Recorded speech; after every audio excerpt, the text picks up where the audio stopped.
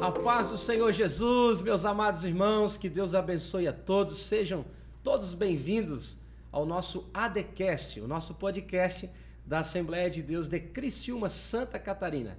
Receba o abraço do nosso presidente, nosso muito digno pastor Roberto Ronato Ovaile. E nessa oportunidade nós estamos felizes, temos a grata satisfação de receber aqui pastor, teólogo, pregador, e me disseram que ele agora quer ser cantor.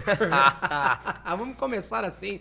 Nosso amigo, irmão em Cristo, pastor Eliseu Rodrigues. Pastor, seu nome, onde mora, onde congrega, se apresenta aí para os nossos telespectadores. Olá, queridos, paz do Senhor Jesus, paz do Senhor, meu amigo Max. É um prazer estar aqui na ADCast, uma honra participar deste podcast. Meu nome, Eliseu Nascimento Rodrigues. Quantos anos eu tenho, você perguntou? Perguntei. 33 anos eu fiz agora, em janeiro. Já estou na idade da morte, cada dia morrendo para o mundo e vivendo para Jesus. E só. Amém, glória a Deus. O senhor atualmente mora em qual estado, qual cidade, congrega em qual igreja? Fiquei Goiânia, Goiás. Assembleia de Deus, Madureira. Glória a Deus, que maravilha. Muito bom, pastor, recebê-lo aqui. Estamos felizes, né? Sabemos que o seu tempo é precioso. O senhor está na região aí para ministrar a palavra de Deus em uma das nossas conferências aqui da UMADESP. E estamos felizes em nome do nosso pastor presidente. Mandou um grande abraço para o senhor. Um bem-vindo. Cremos que daqui a pouco estaremos todos juntos. Pastor, vamos lá. Eu coletei aqui algumas perguntas aqui. O senhor já está rindo, mas eu não... Filho de você, eu já começo a rir. Eu não vou tocar naquelas, não. Glória. Pode tocar, fica à vontade. Maravilha. Pastor, quantos anos de casados? Quantos filhos? Conta pra nós como é que foi aí, como é que é essa família linda. Em julho, agora dia 5, a gente completa 14 anos de casados. E 2 filhos, Eliseu filho, 3 aninhos, e a Esté Caroline, 1 ano e meio. Coisa mais linda do papai. E como é que o senhor conheceu a Luana? Como é que foi esse... Fui pregar na igreja que a Luana congregava em Goiânia. Eu morava em Brasília. Eu saí com 12 anos da Bahia e fui morar em Brasília. De Brasília, eu fui pregar. Eu tinha uns 15 a 16 anos. Eu fui pregar em Goiânia. E a Luana estava no Congresso de Missões. Ela estava representando o Irã. Então ela só estava com os olhos de fora, né? Usando a burca, estava representando aquelas mulheres. Eu preguei, ela me viu, eu não a vi. Então naquele dia ela apaixonou e eu não. Então ela orou por mim 3 anos e meio a 4 anos, para que eu voltasse na igreja dela e Deus abrisse os meus olhos de um modo diferente para enxergá-la como mulher, esposa, que eu compreendesse que ela teria o perfil de uma mulher que eu precisava. Assim eram as orações dela. E realmente, quase 4 anos depois eu voltei e me apaixonei pela Luana. E no mesmo dia eu já perguntei se ela gostava de mim mesmo, e ali firmamos o compromisso de oração, voltei para Brasília, e em 1 ano noivamos e nos casamos, mesmo namorando à distância. Namorando, né? Eu sempre tive esse lema, que o crente tem que casar para namorar. Eu sempre tive medo. Eu não sei se é essa expressão correta, mas desde a minha infância meu pai me fez pensar assim: tenha medo de pecar, tenha medo de cair, de envergonhar o evangelho. Então, o máximo que eu pude me esforçar para evitar, eu me esforcei e evitei. E, entre aspas, namoro, foi quanto tempo? Em 1 ano, noivamos e casamos. O senhor tinha muita agenda, né? Viajava, sim. Eu gostava de pregar no Goiás, que eu passava na casa dela para vê-la e depois continuava a estrada. Então, realmente, esse namoro mais tradicional, mais moderno, não teve mesmo, né? Não compromisso, teve. Oração. Aprende aí, juventude. Amizade. Aprende. Amizade. Eu fui muito, como sou, a Luana é minha melhor amiga, eu sou o melhor amigo da Luana. Tivemos, sim, uma profunda amizade. Já no namoro, na nossa ali, início do nosso relacionamento, a gente já discutia, colocando os pingos nos is, o que ela gostava, o que eu não gostava, o que ela concordava, o que eu não concordava. Combinado não sai caro. E às vezes minha sogra, como sempre, falava: vocês estão conversando como já se fossem noivos casados? Sim. Se o meu propósito é casar, eu vou me comportar pelo menos no diálogo conforme o meu sonho. Tem gente que não consegue se comportar conforme sonha e quer que o Senhor realize seus sonhos ministeriais, espirituais. Não tem como. Se você não tem uma postura daquilo que você deseja em Deus, Deus não fará na sua vida.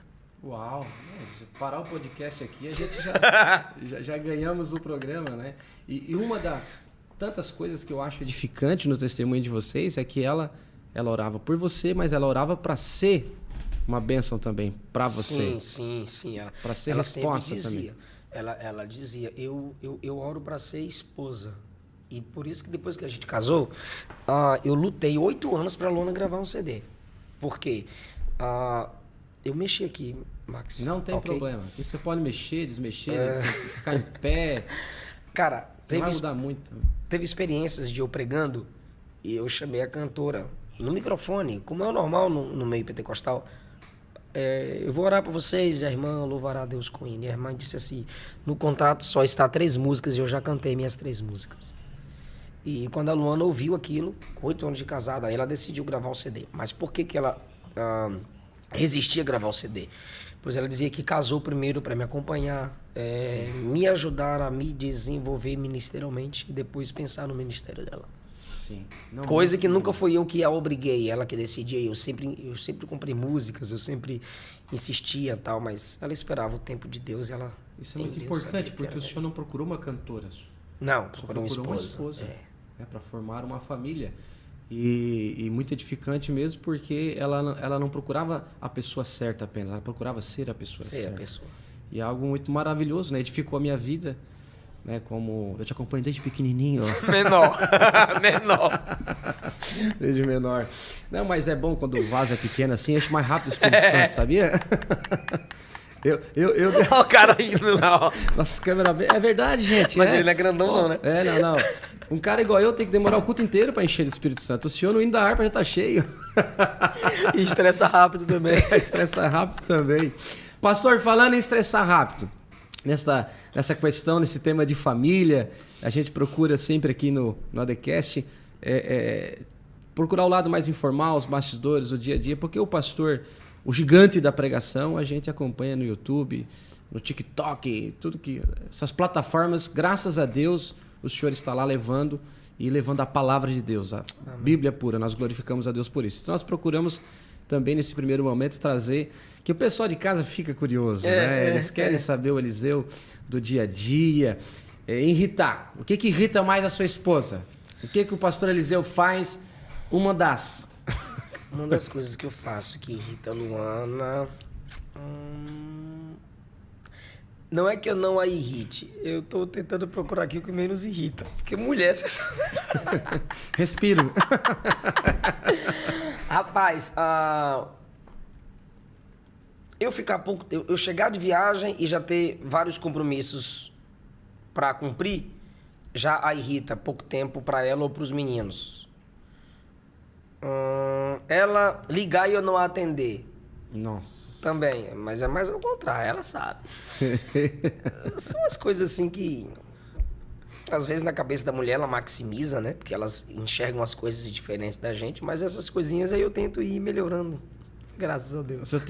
Vocês tiveram muitos problemas como se diz, no começo do casamento? Sim, por causa da personalidade dela. Personalidade, conflitos. Muito.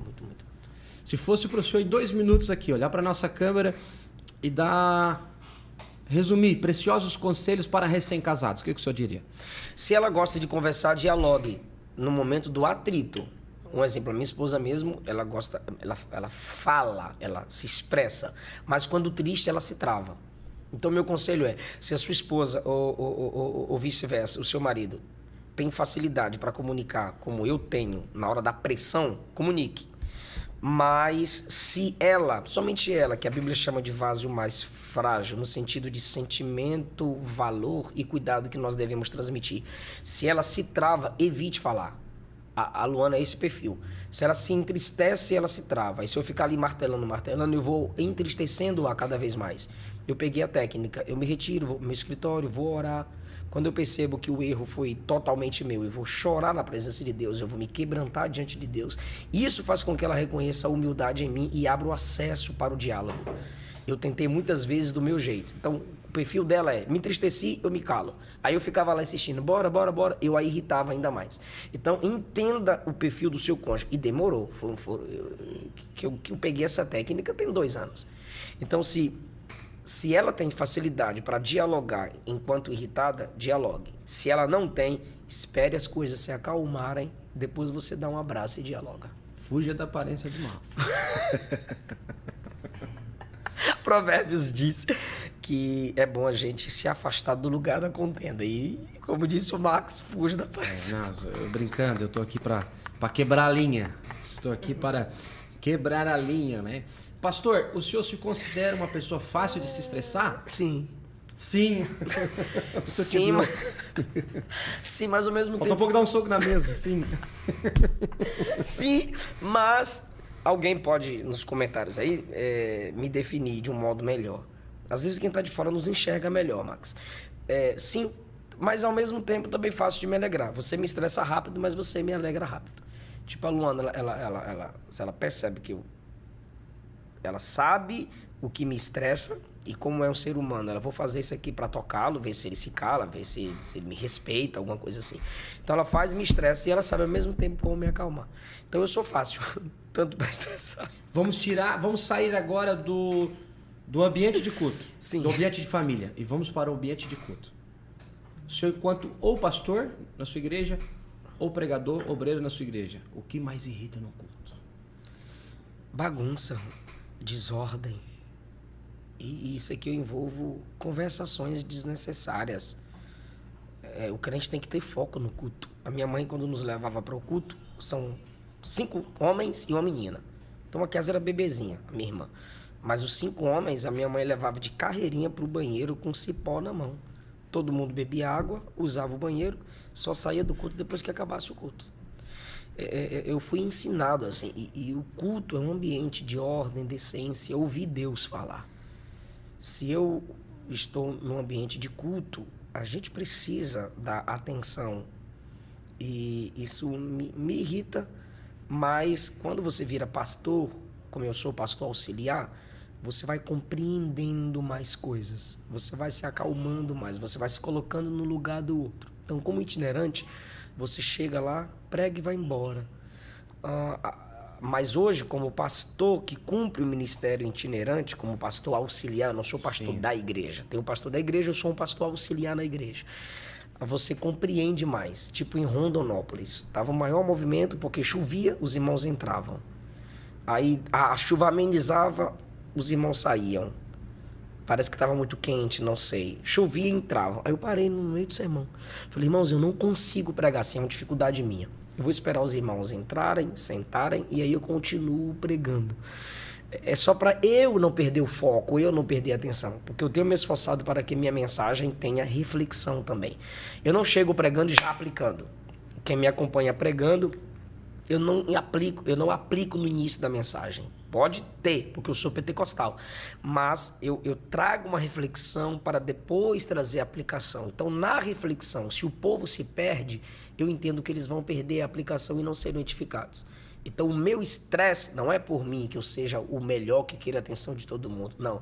O meu estresse eu quero que você seja edificado pela palavra que eu orei e preparei para pregar para você. Glória a Deus. Eu acompanhei, inclusive eu vi a sua fala. Eu achei com muita tranquilidade. Irmãos, eu não consigo pregar. Dificuldade. E o pessoal criou-se toda uma polêmica, né? Diga-se de passagem, né, pastor? Max, eu tenho visto uma coisa, eu não sei se eu posso falar. Eu posso falar, tá? Mas se me compreenderem mal, depois a gente faz outro podcast ou você vai lá no meu Instagram e me pergunta o que eu quis dizer. Por exemplo, há coisas que eu falo e você pode responder também, criam uma maior tempestade. Não sei se é pela minha idade ou porque me conheceram agora. Mas isso que eu falei, outros falam até com mais veemência a mesma coisa que eu falei e ninguém cria o mesmo tipo de tempestade. Aí a minha esposa falou, mãe, porque você é novo. É porque te conheceram agora. Tudo bem, mas mais importante do que quem... Não é que não tem nada a ver. Só que mais importante do que quem fala é aquilo que ele fala. Se o que eu estou falando está baseado na palavra, a palavra é verdade absoluta e acabou. Então, algumas coisas que eu falo e faço, as pessoas geram essa polêmica, essa maximização naquilo que eu falei. Mas eu estou acostumando já. Eu creio assim, eu percebo que o senhor hoje está no radar dos críticos. Sim, né? sim. Lógico, com a exibição. A nossa mensagem nos testa, né? Com a Acho que é o tipo de mensagem que eu prego. Eu creio que... Por exemplo, vamos por o pastor Eliseu pregador. O senhor vai ministrar no culto. O senhor sai de casa às 5 da manhã, pega 2 conexões, pega BR, igual pegou hoje aqui, ontem, né? Para chegar aqui. O senhor chega no culto cansado. O irmão diz, pastor, eu passo às 18h30. O senhor chega na igreja às 18h45, o hotel é 15 minutos. Eles cantam até 10h10. Isso te irrita? Muito. Muito. Me irrita porque você cansa a igreja e o pregador tem que se dar bem. Não é, mas é como se eu fosse um prestador de serviço. Não importa como você está fisicamente. Tem que virar tudo. Não importa como você está psicologicamente. E graças a Deus que você usou a expressão virar tudo. Eu não acostumei o meu público virar tudo.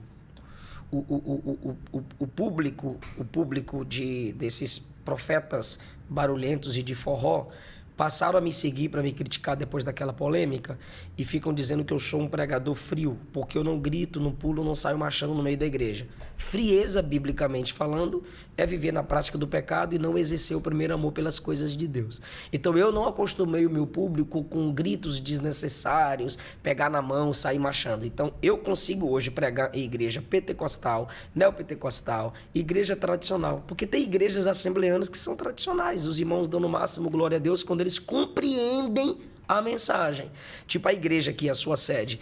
Eles não andam, eu estou pregando aqui na introdução, glória, glória, glória. Não, a igreja cala, senta, escuta, reflete, quando entende, reage. Eu prego nesse estilo de igreja com maior alegria. Também prego igrejas simples, comunidades simples. Quando o povo é totalmente empolgado, eu exponho o texto bíblico e o fogo pega. Então, eu não acostumei o meu público com esse quebrar tudo.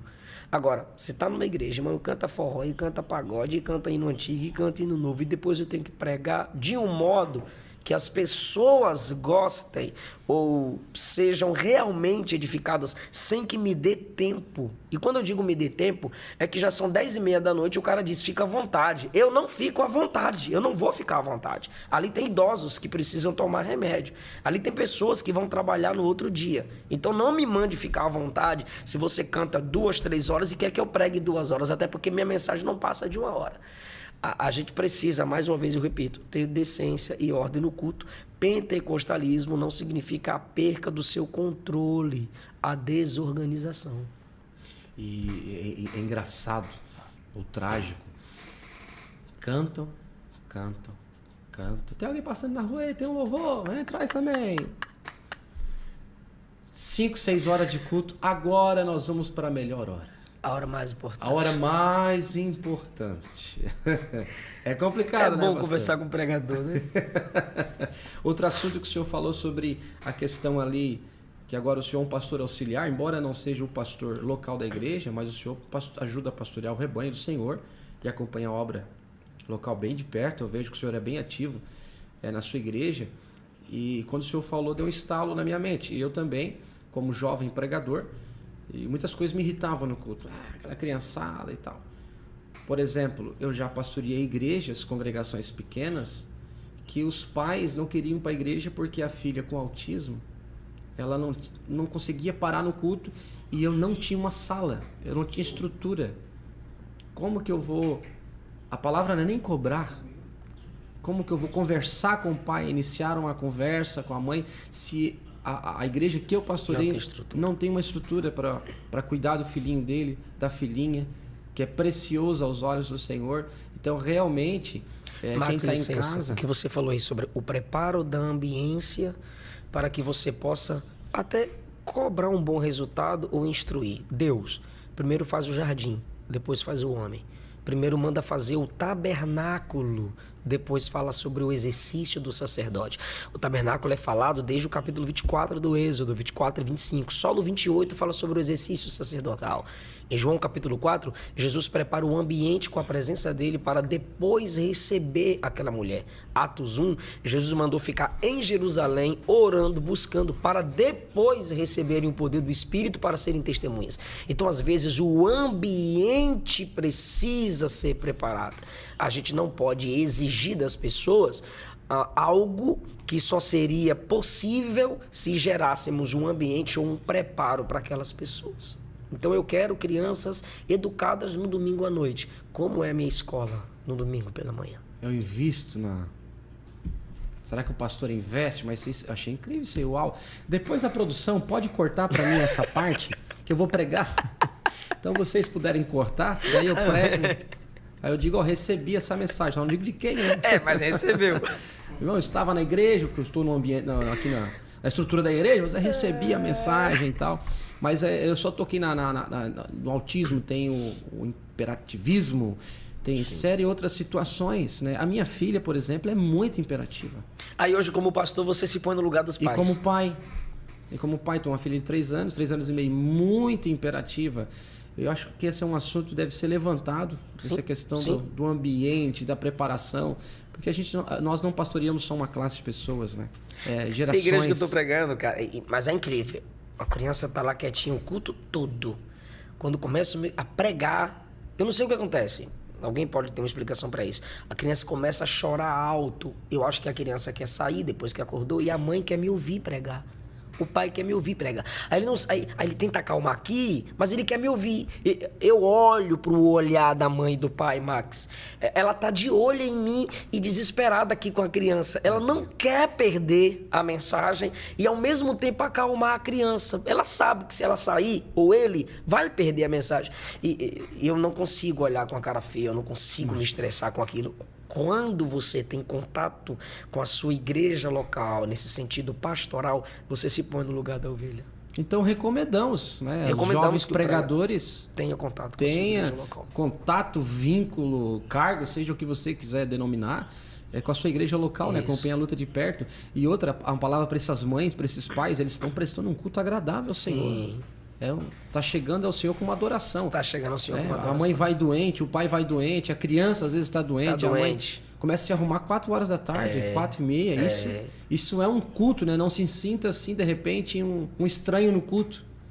Depois da reforma, Max, onde era construída uma igreja, prédio, né? Porque os net crentes não aguentam a gente falar igreja, né? Então, onde era... o quê? Como é que é? Net crente. O net crente. Será que você é o net crente? YouTube bobo, web crente. Onde um prédio era construído para a reunião da igreja, uma escola era aberta do lado. Se importavam com o futuro da igreja. Se não há condições desse pastor fazer uma escola, se esforça para uma salinha, preparar alguém, uma equipe que cuide das crianças, dos nossos irmãos. É interessante que elas prestem atenção no culto, mas isso deve ser ensinado. Os pais também devem ensinar desde o lar. Eu tenho me esforçado ultimamente com o meu filho, com o Eliseu Filho, ele gosta de levar o carrinho. Só o prazer de ficar na mão. Prazer de ficar com o carrinho na mão. Filho, na igreja, não. Então, aí ele leva a bíbliazinha e leva o carrinho. A gente, aos poucos, está tirando essa prática do carrinho. Celular, ele não assiste dentro do culto. Isso nós nunca permitimos. Às vezes, alguns irmãos ofereceram, enquanto eu estava pregando. Aí eu já dei uma olhada para a Luana, ela se tocou e tirou o celular. No culto, não. Então, a gente já instrui em casa, indo ao local de culto, que ele tem que se esforçar para prestar atenção. E se ele dormir, melhor ainda. Porque às vezes ele quer ficar comigo no púlpito, quer ficar ali do meu lado pregando. É maravilhoso isso. Mas se a igreja puder instruir as crianças através de uma irmã, um irmão, um casal preparados para isso, será bem melhor, tanto para a criança quanto para o culto. Eu glorifico a Deus. Eu tenho aprendido muito com o nosso presidente aqui. Ele é apaixonado pelo Ministério Infantil, pela educação. Nós temos a nossa coordenadora aqui, a irmã Isabel Amorim. Depois ela vai assistir. Ela pode até testificar ali nos comentários. Eu creio que é o ministério que ele mais investe, assim, um dos. Nosso pastor é bem missionário também, gosta, assim, missões, quer ver ele chorar e falar de missões. Mas no Ministério Infantil aqui em Criciúma, é investido com força, graças a Deus. Minha mente foi lá na Bahia agora, mas quando eu era criança, minha mãe era professora das crianças. Só que tinha as tias, eram 4 ou 5 irmãs. Então tinha 1, 2, 3, 4 bancos de crianças. Aí em cada cantinho dos bancos, uma tia olhando as crianças, pedindo silêncio, separando a briga, ali controlando para que elas prestassem atenção no culto. Isso é maravilhoso. Glória a Deus. Pastor, não tem como receber o senhor aqui, né, nos nossos estúdios e não entrar um pouquinho em teologia, né? Um pouquinho na palavra de Deus. Eu fiz uma pergunta aqui, eu anotei alguma coisa, me preparei muito, eu dormi tarde, tá? Dormi tarde e acordei cedo. Estou com as pernas aqui embaixo tremendo. O senhor se considera hoje, ou o senhor se vê uma apologeta da teologia pentecostal? E o senhor vê a carência disso hoje? Alguns me veem, mas eu acredito que há teólogos melhores para isso, defendendo a teologia pentecostal. O apologeta é aquele que responde, é aquele que defende. Eu gosto de 1 Pedro 3,15, quando diz assim: santificai ao Senhor Jesus Cristo em vossos corações. Santificar ali torne Cristo singular em vosso coração. Esse é o imperativo do texto. O texto não me manda ser um apologeta.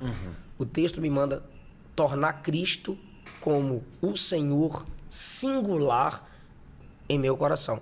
Aí ele continua o versículo: e estáis sempre, resultando do senhorio de Cristo em seu coração, o resultado de Cristo ser o centro em vosso coração. E estáis sempre preparados para responder com mansidão e temor a qualquer que vos pedir a razão da esperança que há em vós. A petição, pedir aqui já é uma petição, é um desejo humilde de se obter resposta. Por isso que o texto diz, com mansidão e temor. Então, eu prefiro ser considerado alguém que, como disse Paulo, alguém diz assim: mas Paulo estava preso. Se preso, Paulo se sente um defensor do evangelho, como que eu livre não poderia me sentir?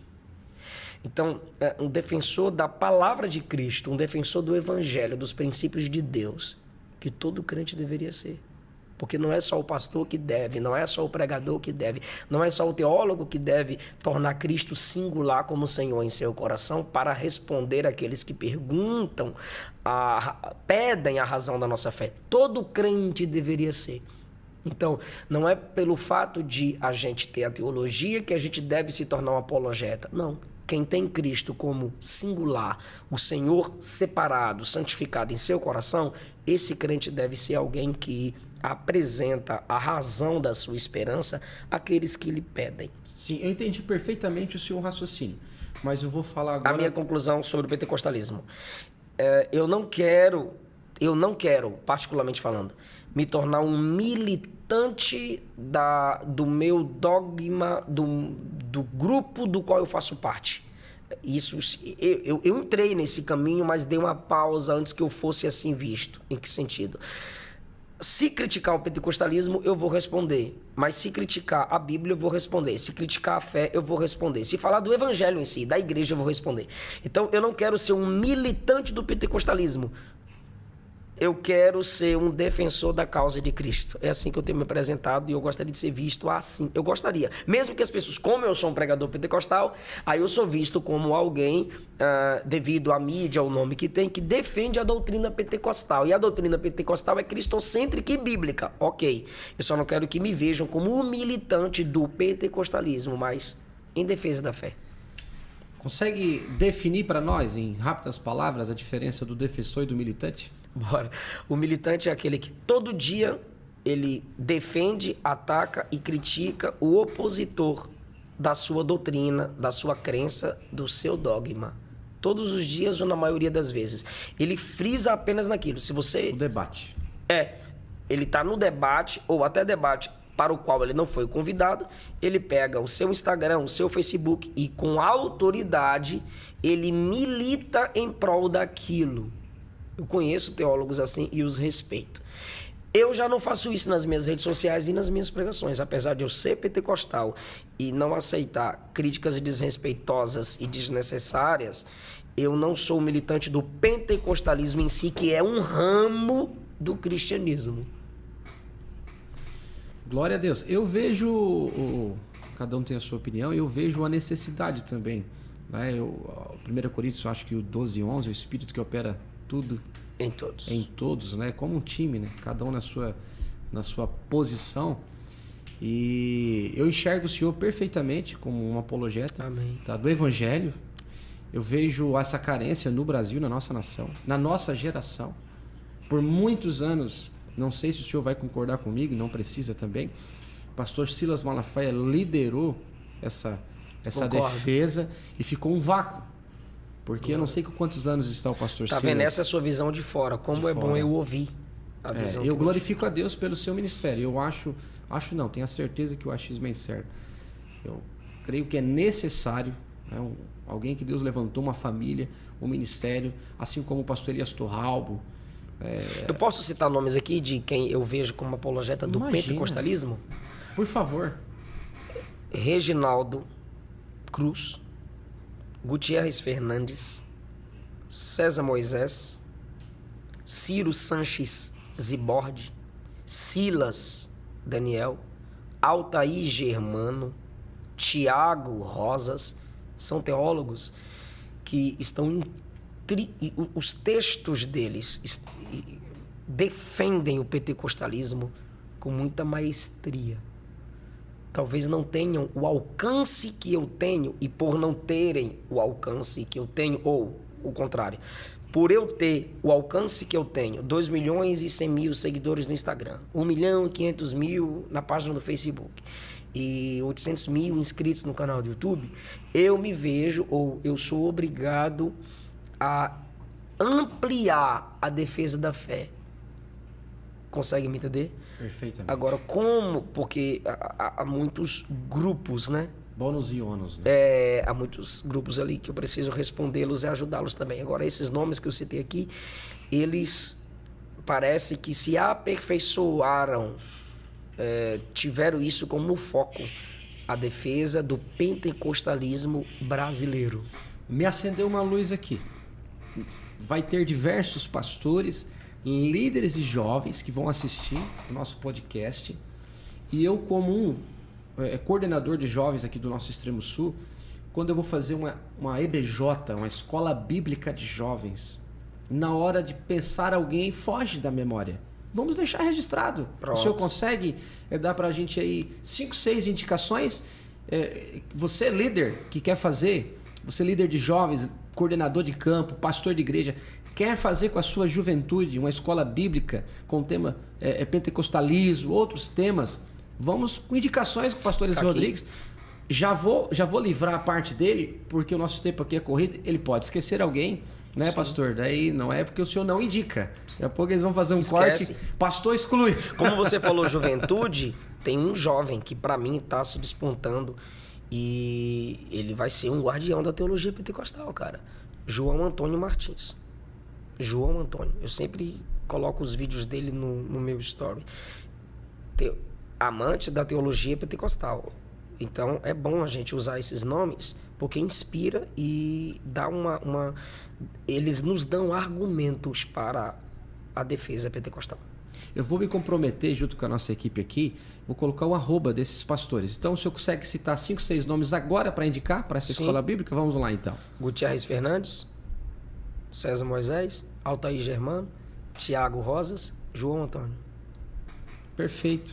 Esses que o senhor... E tem outros, né? Lógico, né? Outros que já consagrados, não precisa da nossa indicação. O pastor Elias Torralbo tem que indicar nós, né? Pastor Elias Torralbo é o nosso mestre.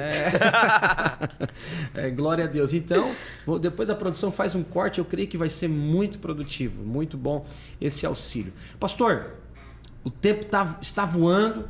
Louvamos a Deus pela sua presença, mas dentro da teologia pentecostal. Vamos voltar lá, mesmo que o senhor não seja um militante. A grande polêmica da teologia pentecostal, uma das, as línguas estranhas. Em Atos 2, outros idiomas, em outras referências tem a linguagem de oração, que edifica a si mesmo e tal. Um jovem perguntou, as línguas estranhas são a evidência de batismo no Espírito Santo? Base bíblica, o que o senhor pode acrescentar para a gente aí? Esse assunto pentecostal. Base bíblica tem. Deixa eu começar com argumentos teológicos. Andrew Murray, é assim que eu leio, depois alguém pode corrigir como é que se expressa. Ele escreveu: os discípulos tinham plena consciência de que o batismo com o Espírito Santo não era o primeiro revestimento para a regeneração, mas sim uma comunicação definida da presença e poder do Senhor glorificado. John Stott, que fez até um livro que os teólogos pentecostais têm como crítica ao pentecostalismo. Mas olha essa frase dele. Ele diz assim: se todos os crentes estão batizados com o Espírito Santo, como a maioria dos nossos queridos irmãos reformados dizem, se todos os crentes estão batizados com o Espírito Santo, então a maioria deles parece não ter sido. Alguns crentes asseguram ter recebido uma experiência posterior à regeneração e distinta à regeneração, ligada ao Espírito Santo. E a reivindicação destes que receberam essa experiência pós-regeneração parece ser verdadeira. Quando você chega em Atos, essa pergunta aqui, você me mostrou quando eu cheguei aqui. Aí eu fui procurar aqui nas minhas anotações. Todos os casos de batismos com o Espírito Santo relatados em Atos constituem uma base sólida para se afirmar de que o falar em línguas estranhas é a evidência inicial, um sinal de que aquele crente foi revestido de poder. No dia de Pentecostes, todos foram cheios do Espírito e começaram a falar em outras línguas, conforme o Espírito lhes concediam que falassem. Jesus prometeu no capítulo 1 que eles seriam batizados com o Espírito. Então, a primeira manifestação do Espírito, após Jesus prometer no versículo 5 de Atos 1, que eles seriam batizados com o Espírito, foi o falar noutras línguas. Então, essa foi uma demonstração comum como evidência inicial. Por que a gente fala inicial? Porque é basilar para a pessoa ser revestida, buscar mais de Deus. Assim, no livro sobre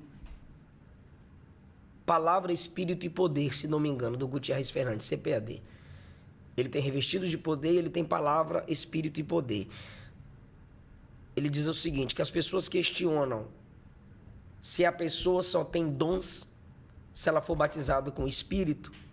A resposta dele não é enfática em dizer sim, mas ele conclui: porém, creio que com o batismo do Espírito, ou através do batismo no Espírito e revestido pelo poder do Espírito, você tem mais facilidade de buscar, receber, desejar outros dons.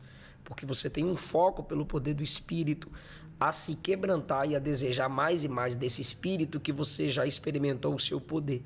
As línguas em Atos 2 nunca foram ensinadas, foram faladas pelo poder do Espírito. Atos capítulo 8, a partir do versículo 14, diz assim: os apóstolos que estavam em Jerusalém, ouvindo que os moradores de Samaria haviam recebido a palavra de Deus, enviaram para lá Pedro e João, os quais, tendo descido, oraram por eles para que recebessem o Espírito Santo. Aí agora vem o detalhe. Porque sobre nenhum deles tinha ainda descido o Espírito. A semelhança de Atos 10 com Atos 2. Mas somente eram batizados em nome do Senhor Jesus. Batismo nas águas. Então lhes impuseram as mãos e receberam o Espírito Santo. Ainda que o texto bíblico não mostre explicitamente que os samaritanos hajam falado em línguas como evidência do batismo com o Espírito, vários autores pentecostais e não pentecostais afirmam sim que eles falaram línguas. Por quê? Porque se não houvesse uma manifestação inicial, algo, pelo menos ali fisicamente, demonstrando público que haviam recebido o poder, os apóstolos não teriam notado a diferença. Se foram batizados nas águas, já receberam o Espírito. Mas não. A Bíblia diz, não havia recebido o Espírito. O Espírito não havia descido sobre eles. Então, os apóstolos notaram que houve uma diferença depois que eles receberam a imposição de mãos e o revestimento de poder. Atos 9. Ananias vai orar por Saulo e a Bíblia diz que ele foi cheio do Espírito. Então, nas palavras de Ananias, o Senhor me enviou para orar por você, para que você seja cheio do Espírito e recupere a sua visão. Atos 9, 17 e 18. Ele é batizado e ele é cheio do Espírito. No caso de Paulo, a Bíblia não diz que ele falou línguas, mas a gente pode conectar com 1 Coríntios 14, 18, quando ele diz: eu dou graças a Deus porque falo mais línguas do que todos vós.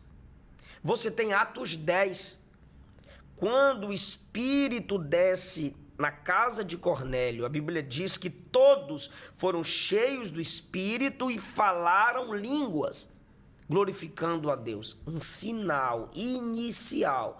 Ah, mas não é revestimento de poder para pregar? Por que eles falaram em línguas glorificando a Deus? Sim, porque o primeiro propósito de ser revestido de poder é a glorificação do nome do Senhor. E enquanto Deus glorificado o nome dele é anunciado. Atos 2 diz que eles também magnificavam a Deus e os outros de fora foram atraídos, resultado, quase 13.000 almas. Então, enquanto Deus é glorificado no revestimento de poder, é só um sinal basilar de que você está sendo enviado para fazer a obra de Deus e que você foi revestido para isso. Atos 10, 44. O batismo com o Espírito teve ali línguas. A ênfase dada por Pedro, um capítulo depois, foi o seguinte: o Espírito que desceu na casa de Cornélio fez a mesma coisa que aconteceu no dia de Pentecostes, que foi o falar em línguas. E último lugar, Atos 19, 16.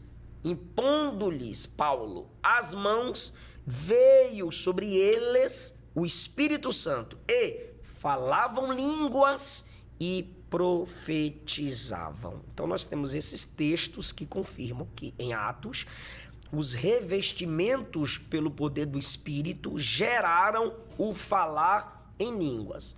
Atos 2, cenáculo. Atos 10, dentro de casa. Atos 8, Atos 19, publicamente. Atos 9, conectado ao que ele disse aos coríntios, secretamente. E aqui entra um adendo meu. Ainda que ao ser revestido de poder, você não fale línguas ali no culto publicamente, no pentecostalismo, se você foi batizado com o Espírito Santo, recebeu esse revestimento para anunciar o evangelho no quarto, em casa, como Atos 9, Atos 10, você falará línguas como sinal de que você foi revestido, ou publicamente. Agora, preciso fazer um acréscimo aqui, Max. As pessoas estão buscando o poder do Espírito, o revestimento do Espírito e o batismo, com esse propósito de ficar dentro da igreja, falando labalá, o culto todo. É um sinal de que você foi revestido para anunciar o evangelho. O pentecostalismo, isso foi reconhecido pelo sensacionista Augusto Nicodemos, é um dos maiores movimentos missionários da história da igreja. Nós temos que focar em missões. Pentecostalismo é poder missional. E outra coisa, o cara é batizado com o Espírito Santo, ele tem o dom de línguas, ele pensa que ele tem a obrigação de ficar colocando a mão na cabeça de todo mundo para também falar línguas. Não, irmão. Quando você recebe esse batismo e o sinal inicial do falar em línguas, não quer dizer que você tem que orar para todo mundo falar línguas, mas quer dizer que você tem que se dispor a levar o evangelho em outras línguas. Isso precisa ser falado nas igrejas. E para concluir o argumento teológico, eu quero usar aqui uma palavra de dois teólogos. Primeiro, Crisóstomos, um dos grandes mestres da igreja antiga, ele disse que após os dias de Paulo, quem quer que fosse batizado nos dias apostólicos, isso aqui ele dizendo após os dias de Paulo, Crisóstomo dizendo, bora lá, edita aí por favor. Crisóstomos, um dos grandes mestres da igreja, depois dos dias de Paulo, ele afirmou: quem quer que fosse batizado nos dias apostólicos, logo falavam línguas, ao receber o Espírito. E Maim Pirma, um grande teólogo mais recentemente, disse: o batismo com o Espírito Santo, nos tempos apostólicos, era uma experiência na qual o Espírito de Deus fazia tal impacto direto e poderoso sobre o espírito do homem, que resultava num estado de êxtase. E naquele estado, uma pessoa falava estaticamente numa linguagem que jamais havia aprendido. Uau, muito bom. Glória a Deus. Vamos para algumas definições aqui, se conseguimos construir. Atos 2, idiomas. Idiomas porque as nações ali ao redor entendiam nas suas próprias línguas. Mas eu sigo o raciocínio de Martin Lloyd-Jones quando ele diz que o Espírito agiu tanto em quem falava quanto em quem ouvia. Pastor reverendo Antônio Gilberto, né? Nosso ícone da teologia assembleiana, ele num programa ele falou algo interessante. As pessoas tentando tirar todo o agir do Espírito, ele não, houve um agir do Espírito.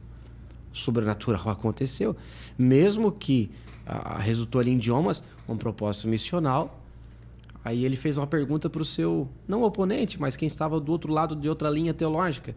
Deixa eu lhe fazer uma pergunta. O milagre aconteceu no aparelho auditivo ou no aparelho fonoaudiólogo? Meu Deus. Eu acho que o cara está até agora tentando achar... Tentando responder, mas como houve... Brincadeira, gente. Mas como houve salvação de almas, foi nos dois. Teve milagre. Teve salvação de almas. E ninguém pode ser salvo senão pela ação do Espírito. A atração, o som do vento, a voz dos crentes, falando línguas, magnificando a Deus. Eles nunca estudaram. Receberam aquele poder. E várias pessoas de várias nações ouvindo em suas próprias línguas. Então a ação do Espírito foi em quem falava e em quem escutava. Então nós temos aqui 2 episódios. Realmente foi em idiomas, mas também os crentes falavam em linguagem de oração. Né? A Bíblia diz que eles engrandeciam a Deus. Aí o Espírito os atraiu. Aí você conecta com 1 Coríntios capítulo 12, que as línguas de adoração, que são diferentes, as línguas de Coríntios 12 para Atos 2. Atos 2 são missional. 1 Coríntios 12 são línguas de adoração. Então, ao mesmo tempo, em Atos 2, você vê a mistura do propósito. A Bíblia diz que eles engrandeciam ao Senhor, adorando. E, ao mesmo tempo, o propósito missional foi cumprido. Outra definição.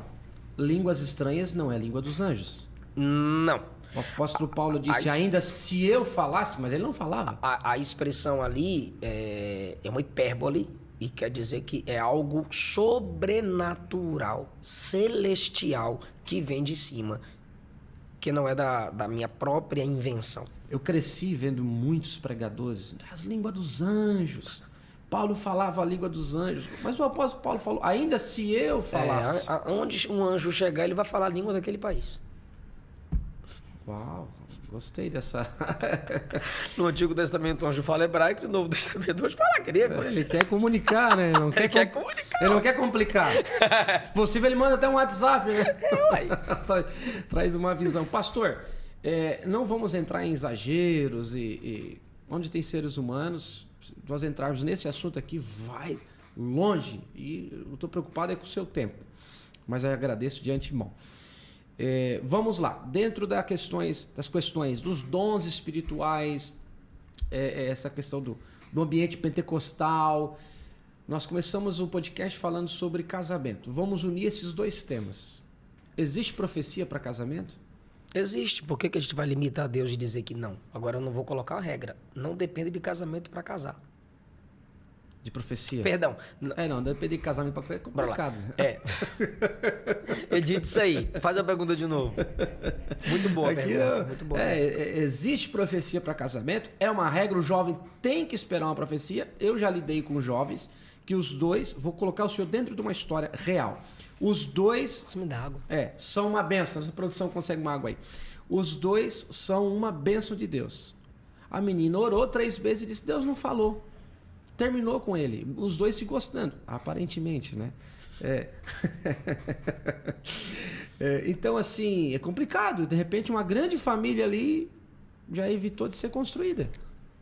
Não vamos dizer que não há profecia para casamento, porque há. Se a gente é pentecostal ou continuista, a gente crê que Deus fala através da profecia. Agora, estabelecer regra de você casar dependendo de uma profecia, aí já é meninice. Você tem que ter certeza do que você sente. Olha para a característica da família. Mas nem sempre é sua família, porque tem gente que se destaca numa família ímpia. Foi salvo em Cristo, nasceu de novo, foi regenerado. Nem sempre você tem que acusar o rapaz ou a moça pelo estilo da família dela. Se foi salvo pela graça, está sendo santificada pelo Espírito, você também foi alcançado pela graça. A família dela é atribulada, a minha é boa. Não existe família perfeita. O que importa é vocês depois do relacionamento de vocês. Leitura da palavra, sejam amigos, conversem, dialoguem e tenham um Eliezer, tenham um mentor. Não é uma vela para ficar evitando de vocês se beijarem e ficar se pegando. É uma luz que vai evitar que vocês caiam na prática da prostituição.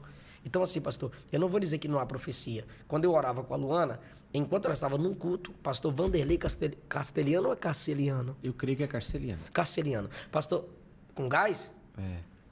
Pastor Vanderlei Castelhano. Gente, você viu isso aqui? Pastor Eliseu Rodrigues rejeita água com gás. Tem que ser Red Bull. Eu vou ficar aqui.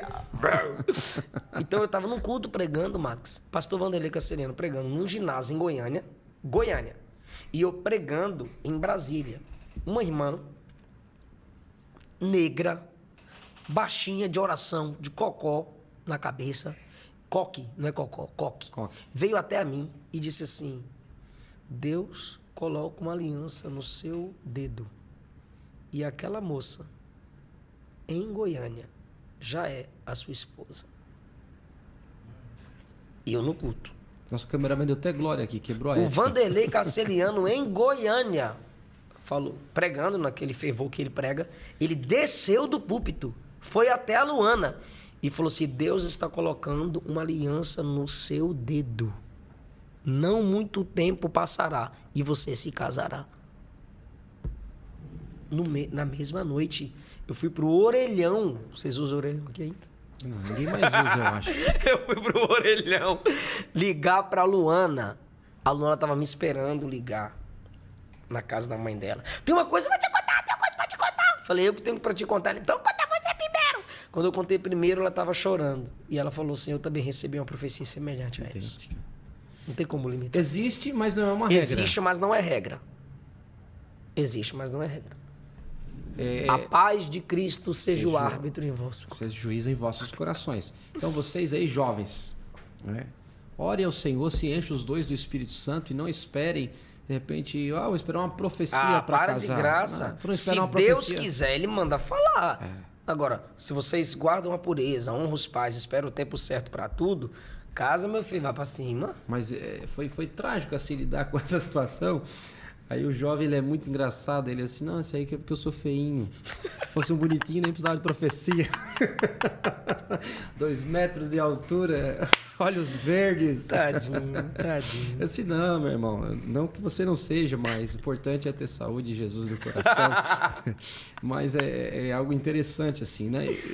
O podcast aqui da nossa igreja, eu estou dirigindo bastante, às vezes, a juventude, por eu também trabalhar no Ministério Juvenil, mas porque eu vejo que o grande público que ama compartilhar as mensagens do Senhor, e obviamente quando a igreja anunciar podcast com o pastor Eliseu Rodrigues, vai ser a juventude. Amém.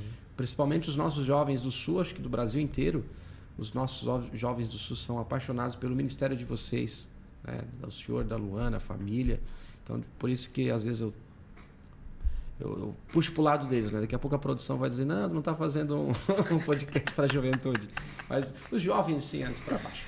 Pastor, já caminhando para o fim, igual aqueles pregadores pentecostais, estou acabando. Estou terminando. Uma vez eu vi um pastor vendeu os DVD dele, na época do DVD, uma mala de DVD embaixo da mesa, ele colocava 2 DVD em cima. Tá acabando. Ele colocava outro. Assim é o podcast, tá acabando. Vamos lá, teologia, para a gente ir concluindo e acabando. Um tema que agora foi levantado no último Gideões, nosso congresso agora, foi o 38º esse ano, agora fugiu da memória, o congresso dos Gideões aqui em Camboriú, Santa Catarina, mas os Gideões é do Brasil, é do mundo. E um tema que eu vi alguns pregadores bater nesse tema, e eu vi uma enxurrada de críticas nos comentários, que é um tema que antigamente no povo assembleiano era bem definido, hoje não é mais. A igreja passará ou não passará pela grande tribulação? Jesus não disse nesse mundo tereis aflições. Jesus disse nesse mundo tendes aflições. A igreja é atribulada há muito tempo no sentido de perseguição. Eu não posso dizer que é heresia a pós-tribulação. Mas discordo de quem disse que é heresia o pré-tribulacionismo. Eu acho que é melhor a gente assumir eu como pregador.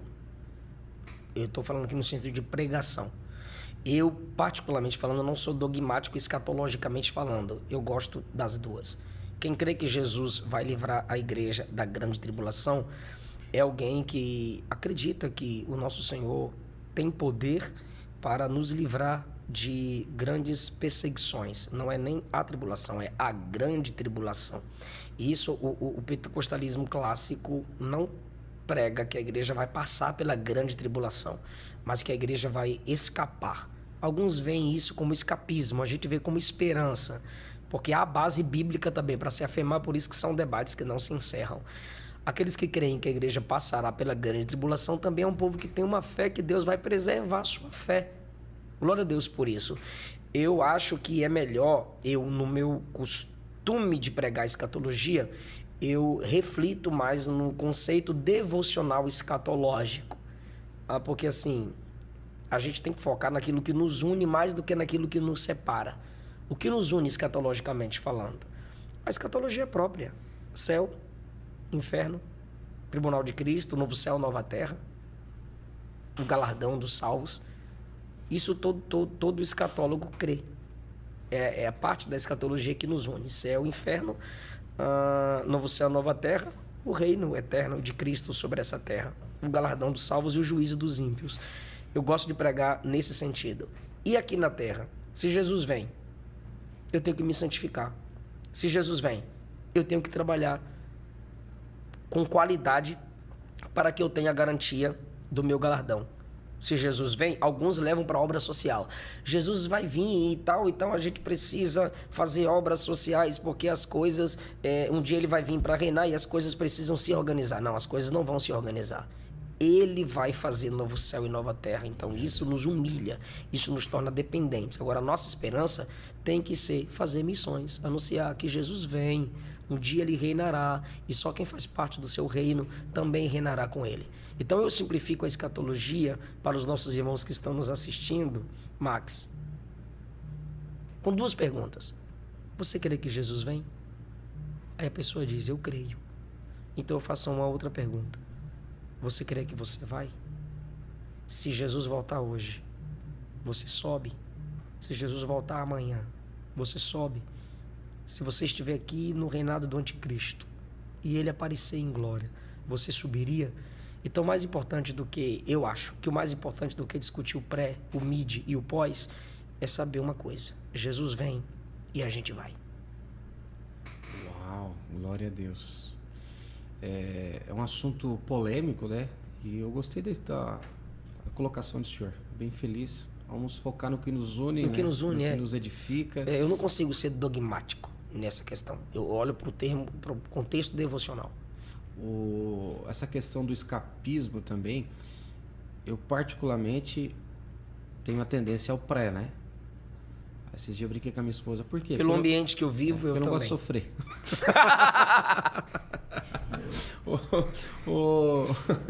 Não, eu posso ser sincero, né? Ué? Eu quero ser livre, eu não quero... Né? Eu quero. Se Jesus colocar para mim que não quero sofrer. Então, mas você concorda quando eu digo assim, se ele vier antes, eu sou pré. Se ele vier depois, eu sou pós. Eu quero estar com ele, Eu quero estar com ele. Mas essa ideia de que não, ele vai nos livrar, não livrou a igreja primitiva de ser devorado por leões. Ele matou o próprio filho na cruz. Então essa ideia de que nós somos queridinhos... Agora, se alguém quer enriquecer aí o debate, César Cavalcante e Juliano Fraga. Escuta os dois. Na musical? Na musical, na escatologia, nas pregações deles. Pastor César Cavalcante. Tem que mandar o Pix pra cá agora. Não, queremos o senhor aqui. Ele vem, ele é crente, e o Juliano também. Eu vou gravar, eu vou fazer uma live com os dois, ele o pós, o Juliano o pré, e depois eu vou apresentar o que mais importa na teologia dos dois. Vai ser legal essa live. Bacana, já anuncia aí a data pra gente, que nós e estar ligados. Pastor, vamos fazer então o que chamamos de bate-bola para encerrar. A gente faz uma pergunta aí, levanta uma questão, o senhor responde, né? Não vou ficar nas coisas periféricas, fúteis. Uma cor, azul, verde. Vermelho não. Vermelho não, por quê, pastor? Porque, tadinho, é a cor do sangue. Vigia. É a cor do sangue. Esse vermelho sim. É o vermelho carmesim, tá, irmão? Aê!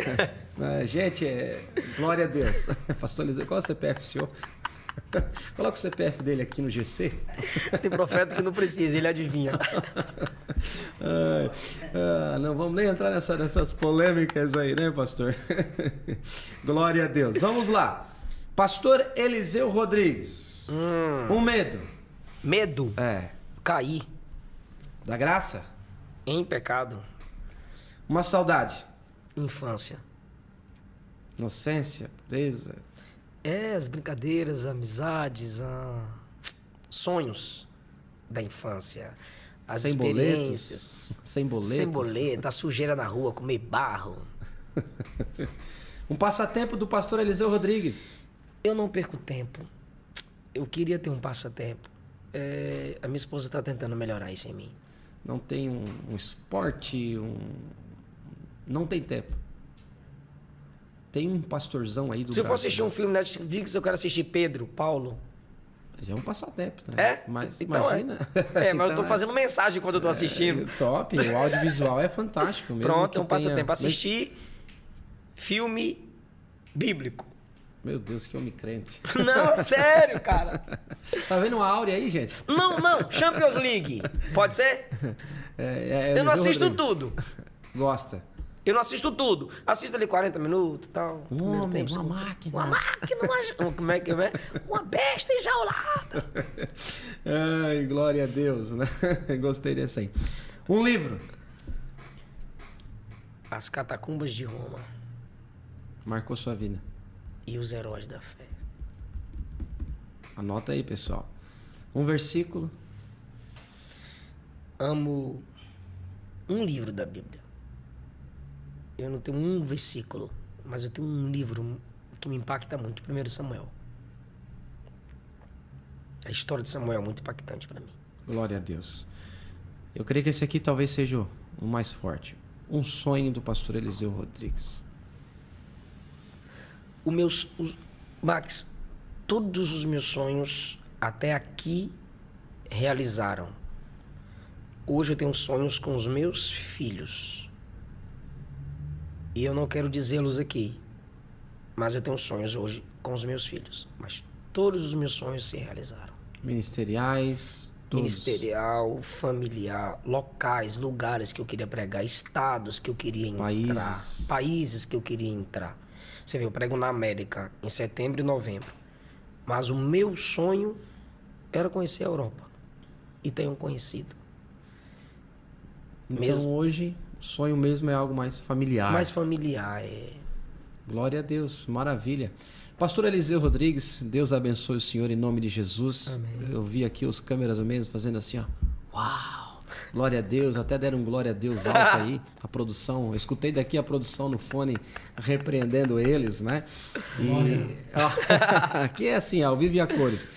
E nós agradecemos a presença do Senhor, ilustrando aqui nos abençoando, na verdade, essa é a palavra, abrilhantando, essa é a expressão, o nosso podcast, em nome do nosso pastor presidente, agradecemos o senhor, agradecemos nossos câmeras-mens aí, a nossa produção, nosso diretor de imagens, Adriano Fidelis, né, a Ellen, nossa produtora recém-contratada, essa manhã faz 2 horas que foi contratada. A equipe que é maravilhosa. A Ellen, o Ezequiel Fidelis, todos, né, o Gui, o Pedro, todos nós agradecemos em nome do Senhor Jesus.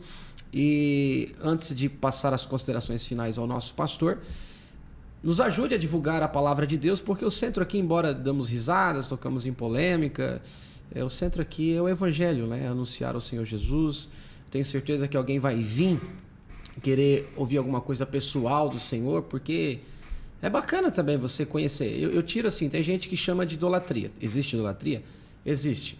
Mas eu dou o seguinte exemplo.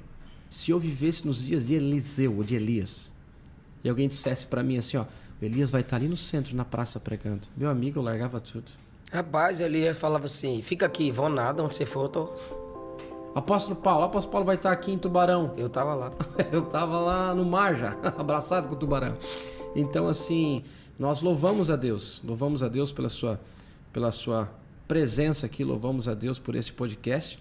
E aí o senhor fica com as suas considerações finais e eu peço aí ao público, ajude a compartilhar, se inscreva no nosso canal, coloque nos comentários, coloque as perguntas aí e o pastor Eliseu, depois eu chamo ele lá para os comentários para ele responder você. Ó, pastor Eliseu faz um compromisso comigo aqui, ó. Os 10 primeiros comentários, o senhor consegue dar uma olhada lá e responder? Pronto. Fechou, então. Pastor, com as suas considerações finais. ADCast, obrigado, meu amigo, pastor Max. Muito obrigado. Louva a Deus pela sua vida, sua família, seu ministério. Como você ama essa juventude. Como você ama falar de Jesus. Como você ama cuidar de gente. Isso me inspira.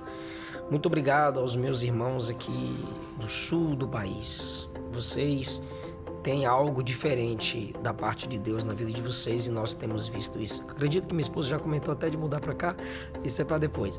Muito obrigado pelo carinho de todos. Deixa o seu like, compartilhe esse podcast. Isso aqui vai bombar. Deus abençoe. Até a próxima. Glória a Deus. Depois passa na secretaria ali, pessoal, e já pega a carta ali, o memorando interno. Eu vou trazer o pastor Eliseu para cá e vamos apresentar esse podcast. Agora a Luana é junto. cheia de sonho. Todo mês ela tem um sonho novo. Todo mês. Aí perguntaram esses dias, qual o seu sonho? Andar de trator. Ah! Eu achar uma mala de dinheiro.